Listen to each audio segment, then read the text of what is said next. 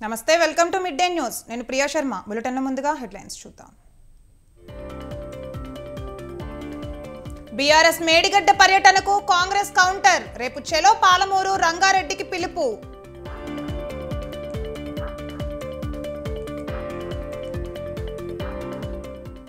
పాలమూరుకు కేసీఆర్ వెన్నుపోటు పొడిచారు దమ్ముంటే మహబూబ్ నగర్ ఎంపీగా పోటీ చేయాలన్న వంశీచంద్ రెడ్డి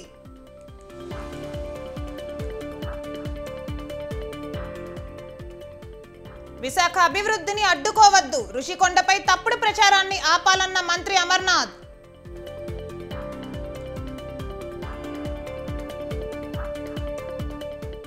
ఎన్నికలకు 50 రోజుల సమయం మాత్రమే ఉంది కేంద్రం చేసిన మేలును ప్రజలకు వివరించాలన్న పురంధరేశ్వరి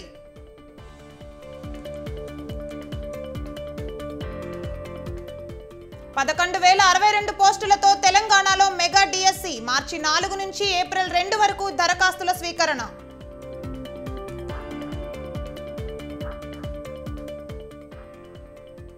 హిమాచల్ ప్రదేశ్లో కొనసాగుతున్న రాజకీయ సంక్షోభం 6 కాంగ్రెస్ ఎమ్మెల్యేల సస్పెన్షన్తో 34కు పడిపోయిన బలం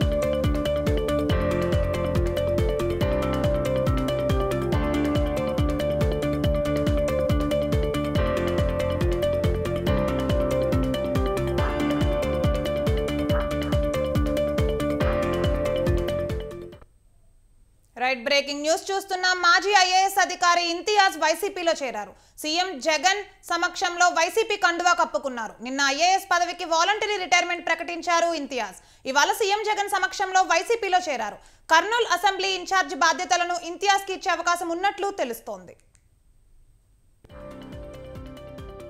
రైట్ ఇక ఇదే అంశంపై మరింత సమాచారం మా ప్రతినిధి రమేష్ ఫోన్ లైన్ లో అందిస్తారు రమేష్ చెప్పండి ప్రియా సీనియర్ ఐఏఎస్ అధికారిగా పనిచేసిన ఇంతియాజ్ ఈ రోజు సీఎం జగన్మోహన్ రెడ్డి ఆధ్వర్యంలో వైఎస్ఆర్ కాంగ్రెస్ పార్టీలో చేరారు కొద్దిసేపు క్రితమే సీఎం క్యాంప్ కార్యాలయానికి వచ్చిన ఆయన సీఎం జగన్మోహన్ రెడ్డి సమక్షంలో ఆయన వైఎస్ఆర్ కాంగ్రెస్ పార్టీలో అధికారికంగా చేరారు వైసీపీ ప్రభుత్వంలోనూ అదేవిధంగా గతంలోనూ తెలుగుదేశం ప్రభుత్వంలో కూడా వివిధ ఉన్నత పదవుల్లో ఐఏఎస్ అధికారిగా ఇంతియాజ్ పనిచేశారు రాజకీయాల్లోకి రావడం కోసం ఆయన తాజాగా ఐఏఎస్ పదవికి కూడా వాలంటరీ రిటైర్మెంట్ ప్రకటించారు విఆర్ఎస్ తీసుకున్నట్టు ఏపీ ప్రభుత్వానికి తెలియజేశారు ఆయన విఆర్ఎస్ ను ఏపీ ప్రభుత్వం కూడా ఆమోదించింది ఈ నేపథ్యంలోనే ఈ రోజు ఆయన సీఎం జగన్మోహన్ రెడ్డితో భేటీ అయ్యి అధికారికంగా వైఎస్ఆర్ కాంగ్రెస్ పార్టీ తీర్థం పుచ్చుకున్నారు వచ్చే ఎన్నికల్లో ఇంతియాజ్ ను కర్నూలు అసెంబ్లీ ఇన్ఛార్జ్ గా ప్రకటించే అవకాశం ఉన్నట్టు తెలుస్తూ ఉంది గత ఎన్నికల్లో కర్నూలు నుంచి హఫీజ్ ఖాన్ వైఎస్ఆర్ కాంగ్రెస్ పార్టీ తరఫున ఎమ్మెల్యేగా ఎన్నికయ్యారు వచ్చే ఎన్నికల్లో కూడా ముస్లింలకు మైనార్టీలకు పెద్దపీట వేయాలని సీఎం జగన్మోహన్ రెడ్డి భావిస్తూ ఉన్నారు అందులో భాగంగానే సీనియర్ ఐఏఎస్ అధికారిగా ఉన్న ఇంతియాజ్ ను వచ్చే ఎన్నికల్లో కర్నూలు అసెంబ్లీ నుంచి పోటీ చేయించే ఆలోచనలో కూడా సీఎం జగన్మోహన్ రెడ్డి ఉన్నారు దీనికి సంబంధించి ఇవాళ రేపట్లో అధికారికంగా ఒక ప్రకటన కూడా వచ్చే అవకాశం ఉన్నట్టు తెలుస్తూ ఉంది ఇప్పటికే వైఎస్ఆర్ కాంగ్రెస్ పార్టీలోకి చాలా మంది తెలుగుదేశం పార్టీ నేతలతో పాటు ఇతర పార్టీలకు సంబంధించిన నేతలు కూడా జాయిన్ అవుతూ ఉన్నారు ఇప్పుడు అధికారులుగా పనిచేసిన వాళ్ళు కూడా వైఎస్ఆర్ కాంగ్రెస్ పార్టీలో జాయిన్ అవుతూ ఉండటం అనేది వైఎస్ఆర్ కాంగ్రెస్ పార్టీకి కొంత ఉత్సాహం ఇచ్చే అంశంగా కూడా చెప్పుకోవచ్చు అటు పరిపాలనలో తనదైన మార్పు చూపించారు ఇంతియాజ్ అదేవిధంగా రాజకీయాల్లో కూడా తనదైన మార్పు చూపించేందుకు వైఎస్ఆర్ కాంగ్రెస్ పార్టీలో ఆయన చేరినట్టు తెలుస్తూ ఉంది Priya right thank you for the updates Ramesh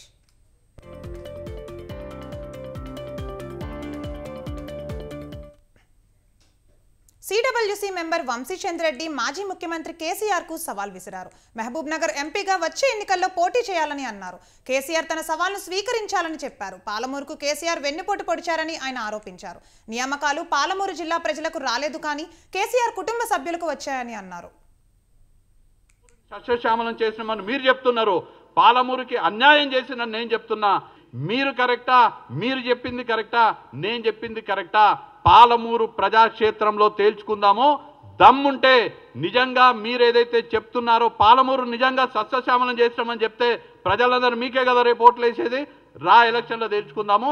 దమ్ముంటే కేసీఆర్ మహబూబ్ నగర్ పార్లమెంట్ స్థానం నుంచి పోటీ చేయాలని నేను సవాల్ చేస్తున్నా. ఇదే రిఫరెండం.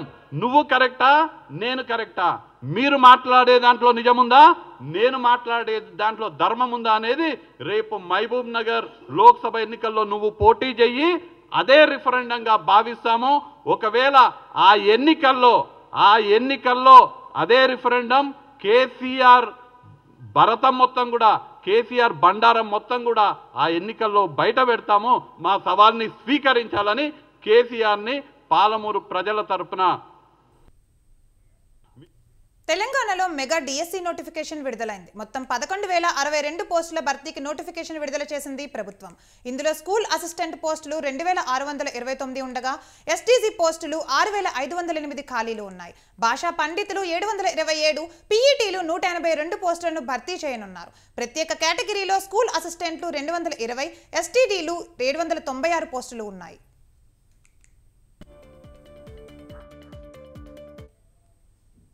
గతంలో అప్పటి బీఆర్ఎస్ ప్రభుత్వం జారీ చేసిన డిఎస్సి నోటిఫికేషన్ను రేవంత్ రెడ్డి సర్కార్ రద్దు చేసింది. గతేడాది సెప్టెంబర్ 6న 5,089 పోస్టులతో బీఆర్ఎస్ ప్రభుత్వం నియామక ప్రకటన విడుదల చేసింది.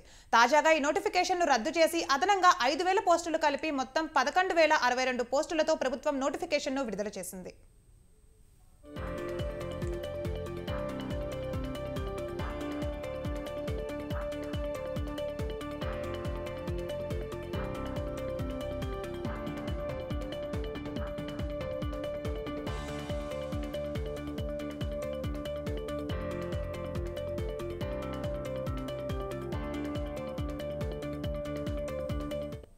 అయితే గతంలో దరఖాస్తు చేసుకున్న వారు మళ్లీ దరఖాస్తు చేసుకోనవసరం లేదని సీఎం స్పష్టతనిచ్చారు.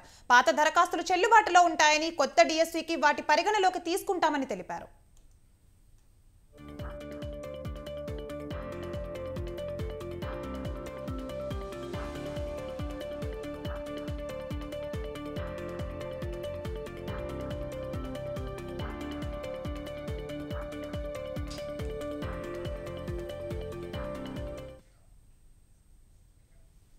వైసీపీ నాయకుల అవినీతిని బయటపెట్టి జైలుకు పంపిస్తామని మాజీ మంత్రి కాల్వ శ్రీనివాసులు హెచ్చరించారు. అనంతపురం జిల్లా రాయదుర్గం నియోజకవర్గంలో ఇటీవల జరగనున్న కాలనీలో ఇల్లు కూలడంతో బాధిత కుటుంబాన్ని ఆయన పరామర్శించారు. వైసీపీ ప్రభుత్వంలో మంజూరైన 100 జగనన్న ఇళ్ల నిర్మాణాలను నాసిరకంగా నిర్మిస్తున్నారని ఆరోపణలు వస్తున్నాయన్నారు. జగనన్న నాసిరకం ఇళ్ల నిర్మాణ పనులను విమర్శిస్తూ తక్షణమే జిల్లా కలెక్టర్కు ఫిర్యాదు చేస్తామని కాల్వ శ్రీనివాసులు అన్నారు. రాబోయే టీడీపీ జనసేన ప్రభుత్వంలో అర్హులైన పేదలందరికీ నాణ్యమైన ఇల్లు నిర్మించేందుకు కృషి చేస్తానని హామీ ఇచ్చారు. ఇక్కడ మల్లాపురం లేఅవుట్లో ఈరోజు గృహప్రవేశం జరగాల్సి ఉంది. హేమజ్యోతి అని ఒక గార్మెంట్ కార్మికురాలు, వాళ్ళ భర్త దివ్యాంగుడు. ఆమె చేతుల కష్టంతో కుట్టు మిషను ద్వారా వచ్చిన ఆదాయంతో 1,30,000 రూపాయలు 30వ వార్డు కౌన్సిలర్ భర్త గోరంట్ల సత్యనారాయణ అలియాస్ గిడ్డి సత్తికి ఆమె ఇచ్చింది. 1,80,000 రూపాయలు ప్రభుత్వం ఇచ్చింది. అంటే 3,10,000 రూపాయలు ఇస్తే కేవలం గోడలు టాప్ వేసి మిగతా బాత్రూమ్ కూడా కట్టుకోకుండా, కంపౌండ్ కూడా కట్టుకోకుండా వాళ్లకు హ్యాండ్ ఓవర్ చేశాడు, స్వాధీనం చేశాడు. నాసిరకం ఇళ్లను నిర్మించారో వాళ్ళందరిపైన చర్యలు తీసుకుంటాం. తప్పకుండా పేదల పొట్టగొట్టి పేదల జీవితాలని నాశనం చేస్తున్న వీళ్ళందరినీ జైలుకు పంపిస్తాం. ఓ రాజకీయ పార్టీ అంటే ఏం చేస్తుంది? మేనిఫెస్టో ప్రకటించడం, ప్రజలకు హామీలు ఇవ్వడం, ఇక ప్రజల అభిమానం సంపాదించి అధికారంలోకి వచ్చాక ఏం చేయాలి అంటే ప్రజలకు ఇచ్చిన మాట మేరకు ఎన్నికల ముందు చేసిన వాగ్దానాలను, హామీలను నిలబెట్టుకోవాలి. అన్ని రాజకీయ పార్టీలు భగవద్గీతలా భావించే మేనిఫెస్టోని తూచా తప్పకుండా అమలు చేయాలి. ఇదంతా చెప్పడానికి తేలికే, కానీ ఆచరణలో మాత్రం అంత తేలిక కాదు. అలాగని అసాధ్యమేమీ కాదు. కానీ అలా చేయాలంటే అందుకు కావాల్సిందల్లా చిత్తశుద్ధి, ప్రజల పట్ల అంకిత భావం. మరి ఇలా చేసిన పార్టీ దేశంలో ఏదైనా ఉందా? అలా చేసిన నాయకుడు దేశ చరిత్రలో ఎవరైనా ఉన్నారా? ఎన్నికల వేళ దీనిపైనే ఇప్పుడు ఆసక్తికర చర్చ జరుగుతోంది.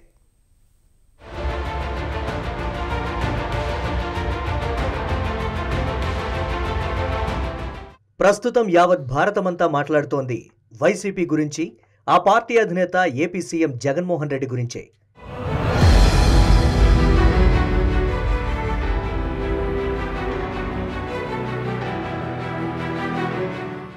నిజమే, సార్వత్రిక ఎన్నికల వేళ అన్ని పార్టీలు తమదైన శైలిలో రాజకీయాలు చేస్తున్నాయి, హామీలిస్తున్నాయి. కానీ వాళ్లంతా చూస్తోంది మాత్రం ఆంధ్రప్రదేశ్లోని వైసీపీ వైపు, అలాగే ఆ పార్టీ అధినేత ముఖ్యమంత్రి జగన్ వైపు అని చెప్పడంలో ఏమాత్రం సందేహం లేదు. ఇందుకు కారణం ఇతర రాష్ట్రాలు ఔరా అని అనుకునేలా, ఇలా ఎలా సాధ్యమైంది అని మాట్లాడుకునేలా ఎన్నికల ముందిచ్చిన వాగ్దానాలను, మేనిఫెస్టోలో ఇచ్చిన హామీలను ఈ 4.5 ఏళ్లలో జగన్ చేసి చూపించిన విధానంపైనే ఇప్పుడు అంతా మాట్లాడుకుంటున్నారు.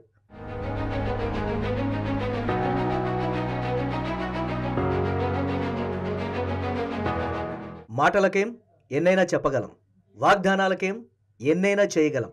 ఎన్నికల వేళ ప్రజల ఓట్ల కోసం అలివికాని ప్రమాణాలను ప్రజల సాక్షిగా చేస్తూ ఉంటారు నేతలు. కానీ అధికారం అందిన తర్వాత వాటిని నిలబెట్టుకోవడమే గొప్ప. అలా చెప్పిన మాటలను, ఇచ్చిన హామీలను నిలబెట్టుకున్న ఏకైక ముఖ్యమంత్రి దేశంలో ఎందరున్నారు అంటే ఒకే ఒక్కడు, వైఎస్ జగన్మోహన్ రెడ్డి మాత్రమేనని చెప్పాలి.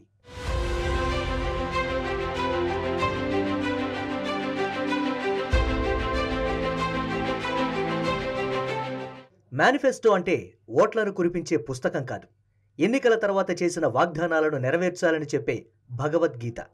ఈ విషయం అన్ని రాజకీయ పార్టీల వారు బల్లగుద్ది మరీ చెబుతారు. కానీ ఆచరణలోకి వచ్చేసరికి వెనకడుగు వేస్తారు. కానీ వైసీపీ అధినేత జగన్ మాత్రం అలా చేయలేదు. మేనిఫెస్టోను ఓ భగవద్గీతలా, ఖురాన్లా, బైబిల్లా భావించి అందులో ఇచ్చిన హామీలను అమలు చేసిన ఏకైక సీఎం జగన్.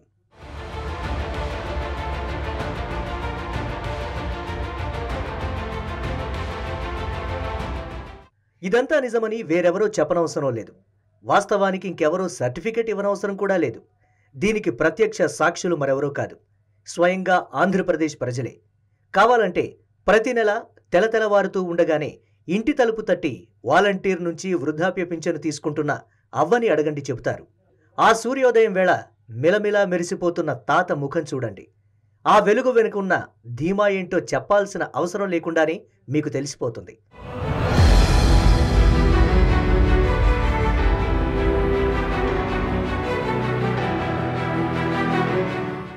చదువుకోవటం కంటే కొనడమే ఎక్కువైన ఈ కాలంలో పిల్లలు చదువుకుంటే ఆ తల్లుల ఖాతాల్లో డబ్బులు వేయడమేమిటో చిత్రంగా లేదు? ఇలాంటిది ప్రపంచంలో ఎక్కడైనా ఉందా? ఉంటుందా అంటే ఉంది. అది కూడా ఆంధ్రప్రదేశ్లోనే, జగనన్న పాలనలోనే. అమ్మ ఒడి నుంచి బిడ్డ అడుగులు వేసే వరకు చూసిన ఏపీ ప్రజలకు ఆ బిడ్డలు పెరిగి పెద్దవారయ్యే వరకు ఆ అమ్మ ఒడిలోనే చదువుకోవడం ఎక్కడైనా చూశామా? పోని విన్నామా? క్రమం తప్పకుండా ప్రతి ఏటా బ్యాంకుల్లో ఆయా బిడ్డల తల్లుల అకౌంట్లలో డబ్బులు పడటం బహుశా ఏపీలోనే చూస్తున్నామేమో.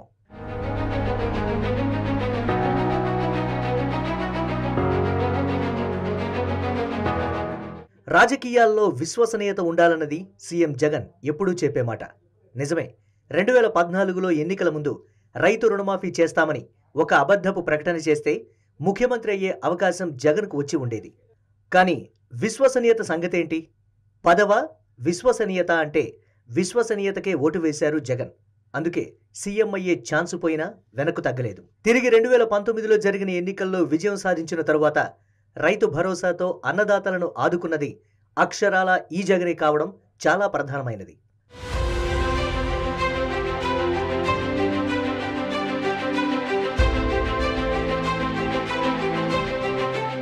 కాపు నేస్తం, విద్యా దీవెన పేరుతో చదువుకునే విద్యార్థులకు విదేశీ విద్య, చేయూతతో పాటు డ్వాక్రా మహిళలకు 0 వడ్డీ, ఫీజు రియంబర్స్మెంట్, ఆరోగ్యశ్రీ, పేదలందరికీ ఇళ్లు, వైఎస్ఆర్ ఆసరా వంటి నవరత్నాలు ప్రకటించి వాటిని తూచా తప్పక అమలు చేస్తున్నది బహుశా దేశంలో జగన్ తప్ప మరే ముఖ్యమంత్రి లేరని చెప్పడంలో ఏమాత్రం అతిశయోక్తి లేదన్నది వాస్తవం. తాను చేస్తానని చెప్పింది చేయడం ఒకెత్తైతే, అలా చేసినవి అందరికీ అందుతున్నాయా లేదా అని తెలుసుకునే అంశంపై కూడా జగన్మోహన్ రెడ్డి శ్రద్ధ చూపించడం మరో విశేషం. ఇందుకోసం ఏకంగా వాలంటీర్ వ్యవస్థను ఏర్పాటు చేసి ఎప్పటికప్పుడు ప్రజలకు ప్రభుత్వానికి మధ్య అనుసంధానం ఉండేలా చూడటం జగన్ ముందు చూపుకు నాందిగా చెబుతున్నారు విశ్లేషకులు.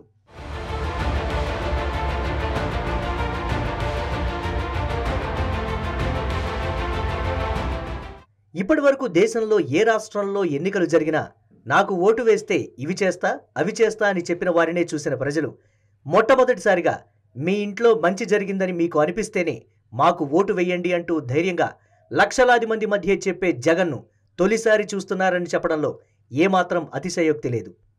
ఇంత ధైర్యంగా ఓ ముఖ్యమంత్రి చెప్పడం సుదీర్ఘ రాజకీయ అనుభవం ఉన్న నేతలకు సైతం దిమ్మ తిరిగేలా చేస్తోందని అంటున్నారు అదే విశ్లేషకులు. సీఎం జగన్ ఇలా చెప్పడానికి కారణం ఒకే ఒక్కటి, అది తన పథకాలు ప్రజలకు సక్రమంగా అందుతున్నాయన్న నమ్మకం. అదే ఆయన్ను మరింత ఉత్సాహంతో ముందుకు సాగేలా చేస్తోంది.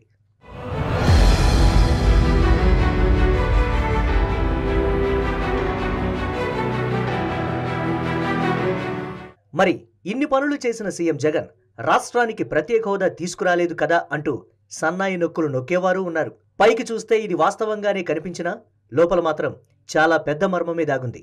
కేంద్రంలో అధికారంలో ఉన్న బీజేపీకి గత ప్రభుత్వాల మాదిరిగా అత్యవసర స్థానాలు వచ్చి ఉంటే సీఎం జగన్ అనుకున్నట్లుగా ప్రత్యేక హోదా వచ్చి ఉండేది. కానీ 2019 ఎన్నికల తర్వాత ఆ పరిస్థితి లేకుండా పోయింది. అలాగని కేంద్రం మెడలు వంచి హోదా తెస్తామని చెప్పకుండా 10 రోజుల్లోనో నెల రోజుల్లోనో హోదా వస్తుందని ప్రజల్ని నమ్మించకుండా అధికారంలోకి వచ్చిన కొద్ది రోజుల్లోనే ఓపెన్గా చెప్పేసిన ఏకైక ముఖ్యమంత్రి జగన్.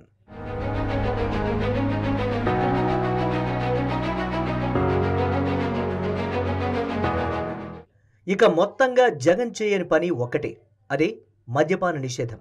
వాస్తవానికి ఎన్నికల ముందు తాను అధికారంలోకి రాగానే మద్యపాన నిషేధం చేస్తానని జగన్ ఎక్కడా ప్రకటించలేదు. అంచెలంచెలుగానే ఈ కార్యక్రమం చేపడతానని మాత్రమే అన్నారు. ఈ మహమ్మారికి విరుగుడుగా మద్యం ధరలను పెంచితే తాగేవారి సంఖ్య తగ్గుతుందని, తద్వారా క్రమక్రమంగా మద్య నిషేధం అమలు చేయవచ్చుననే ప్రయోగాన్ని అమలు చేశారు. నిజానికి సంపూర్ణ మద్య నిషేధం అమలు అనేది అసాధ్యమనే విషయం అన్ని రాజకీయ పార్టీలతో పాటు ప్రజా సంఘాలకు, ముఖ్యంగా ప్రజలకు సైతం తెలిసిన విషయమే. అయినా సీఎం జగన్ ఓ ప్రయత్నం చేయడం వెనుక ఆయన చిత్తశుద్ధిని చూడాలి తప్ప ప్రయత్నలోపాన్ని కాదన్నది విశ్లేషకుల అభిప్రాయం.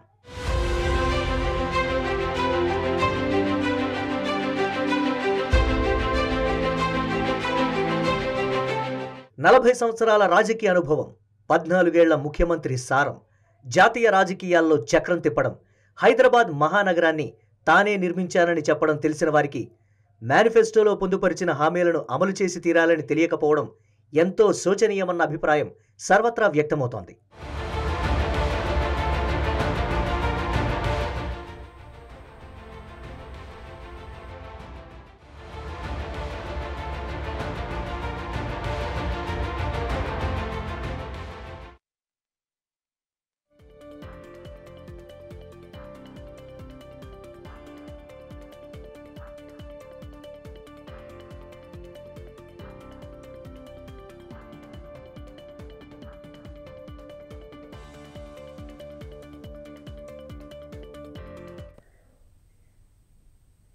అధికార కాంగ్రెస్ లో ఎంపీ టికెట్ల కోసం హెమాహెమీలు పోటీ పడుతున్నారు. పార్లమెంటు ఎన్నికల్లో తెలంగాణలో కాంగ్రెస్కే విజయ అవకాశాలు ఎక్కువని సర్వేలు స్పష్టం చేయడంతో ఎంపీ టికెట్ కోసం ఎవరి ప్రయత్నాలు వారివే. ఢిల్లీ స్థాయిలో పైరవీలు, టికెట్ రాదంటే రాదంటూ నేతల ప్రచారాలు, పోటాపోటీగా వాల్ పోస్టర్లు నాగల్, కర్నూలు పార్లమెంటు కాంగ్రెస్ టికెట్ కోసం జోరుగా సాగుతున్నాయి. ఆశావాహుల మధ్య కోల్డ్ వార్ షురు. గాంధీ భవన్ చుట్టూ నేతల చక్కర్లు, అధిష్టానం ఎవరి వైపు మొగ్గు చూపుతుందో అన్న టెన్షన్తో పార్టీ నేతలు. ఇంతకీ ఆ పార్లమెంటు నియోజకవర్గంలో పోటీలో ఉన్న నేతలు ఎవరు? టికెట్ దక్కేది ఎవరికి? Watch the story.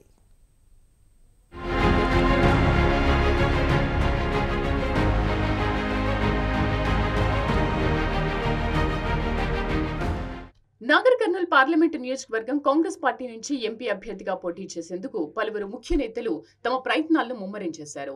పార్లమెంటు నియోజకవర్గం పరిధిలోని 7 అసెంబ్లీ సెగ్మెంట్లలో 5 స్థానాలను కాంగ్రెస్ పార్టీ గెలుచుకోవడంతో టికెట్ వస్తే గెలవడం ఖాయమన్న భావన కాంగ్రెస్ అభ్యర్థుల్లో కనిపిస్తోంది.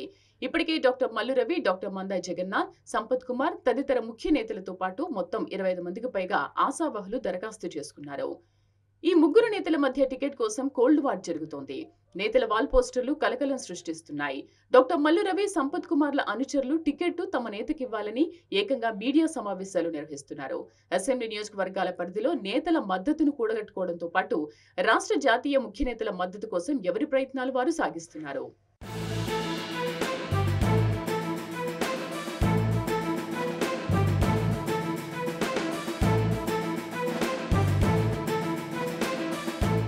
కోసిగిలో సీఎం రేవంత్ రెడ్డి పర్యటనతో కాంగ్రెస్ శ్రేణుల్లో జోష్ పెరిగింది.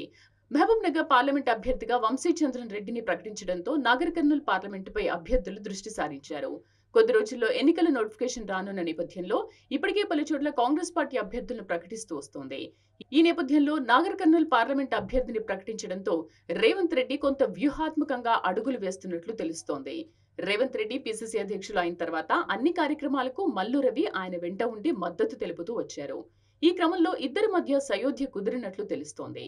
ఈ నేపథ్యంలో ఖచ్చితంగా తనకే టికెట్ కేటాయిస్తారని మల్లు రవి తన కార్యకర్తలతో చెబుతున్నట్లు సమాచారం.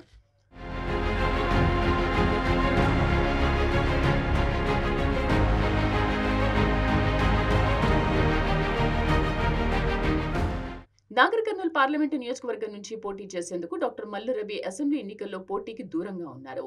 తప్పనిసరిగా పార్లమెంటు టికెట్ ఆయనకే వస్తుందని భావిస్తున్న తరుణంలో ఆయనకు ఢిల్లీలో అధికార ప్రతినిధి పదవి దక్కడంతో ఆశావహులంతా టికెట్ కోసం ప్రయత్నాలు చేశారు. ఢిల్లీలో అధికార ప్రతినిధి పదవి ఎంపీగా పోటీ చేసేందుకు ఆటంకమైతే ఆ పదవి తనకొద్దు అని మల్లు రవి రాజీనామా చేసి ఆ పత్రాన్ని సీఎంకు పంపించారు.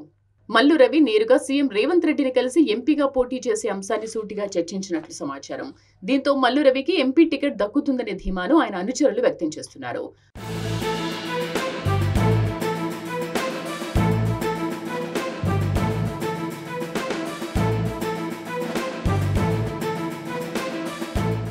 పార్టీలో సీనియర్ నాయకుడిగా ఉన్న అలంపూర్ మాజీ ఎమ్మెల్యే సంపత్ కుమార్ సైతం ఢిల్లీలో తన టికెట్ ప్రయత్నాలు మొదలుపెట్టారు.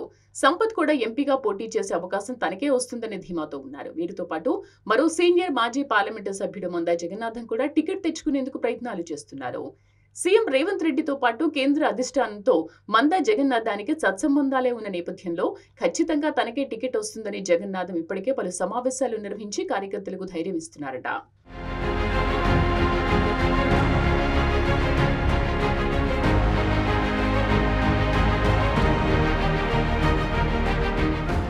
ఉమ్మడి మహబూబ్ నగర్ జిల్లాలో నాగర్ కర్నూల్ పార్లమెంటు స్థానానికి ప్రత్యేకత ఉంది. ఈ నేపథ్యంలోనే ముగ్గురు సీనియర్ నాయకులు టికెట్ పై ఆశలు పెట్టుకున్నారు.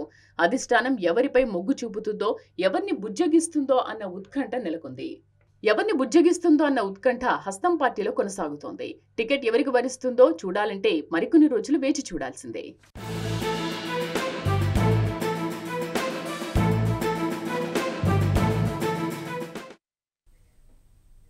వైసీపీ ఎమ్మెల్యే పేర్ని నాని మాట్లాడుతున్నారు. ఇప్పుడు లైవ్ చూద్దాం. ఆ 3 దానాల్లో 3వ దానం కింద నెత్తి మీద కాలు పెట్టి పాతాళానికి తొక్కాడు రాక్షస రాజుని. ఇక్కడ దానం పొందింది ఎవరు? 24 సీట్లు దానం పొందింది ఎవరు? ఎవరి దగ్గర ఎవరు పొందారు?